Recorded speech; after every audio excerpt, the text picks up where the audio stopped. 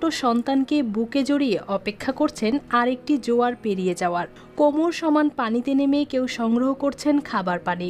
চারদিকে যত দূর চোখ যায় শুধু পানি আর পানি।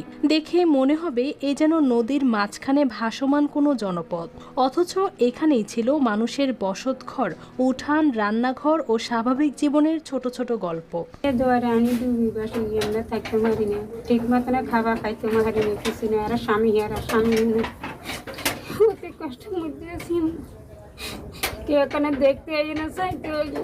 মেঘনার বুকে জেগে ওঠা দ্বীপ উপজেলা মনপুরা প্রকৃতির অপরূপ সৌন্দর্যের পাশাপাশি এখানকার মানুষের নিত্যসঙ্গী নদী ভাঙন, জোয়ার আর প্রাকৃতিক দুর্যোগ।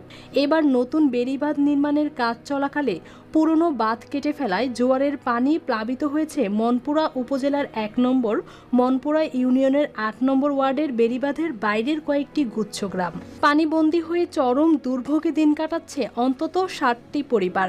প্রতিটি জোয়ারের সঙ্গে পানি ঢুকে পড়ছে বসত ঘরে। উঠান, রান্নাঘর, টয়লেট ও চলাচলের পথ তলিয়ে গেছে অনেক আগেই। কোথাও বিছানা ভিজে পানিতে ডুবে আছে, কোথাও চুলায় আগুন জ্বলছে না দিনের পর দিন।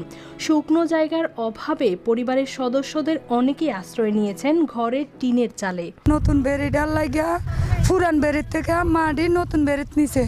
এখন প্রতিদিন 2 বার করে জোয়ার উঠে। আমরা ছেলে মেয়েলে অনেক কষ্টেতে আছি। ছেলে মেয়েরে রান্না বান্না করে খাওয়াইতে পারি না, ঘুমাইতে পারি না, এখন বাসা তো থাকতে পারি না। স্থানীয়রা বলছেন নিরাপদ আশ্রয়, বিশুদ্ধ খাবার পানি, শুকনো খাবার ও জরুরি ত্রাণ সহায়তা এখন তাদের সবচেয়ে প্রয়োজন। জোয়ারা পানি ঢুকি অনেক সাপ, ছেলে ঢুকে ঘরে, ছেলের সন্তানের উপর অনেক কষ্ট কালাস হইতেছে এবং আমাদের চলাফেরা করতে অনেক কষ্ট এবং খাতা কাপড় পোশাক পাতি থাকা পড়ার মতন কোনো অবস্থান আমরা এখনো বর্তমানে নাই। উপজেলা নির্বাহী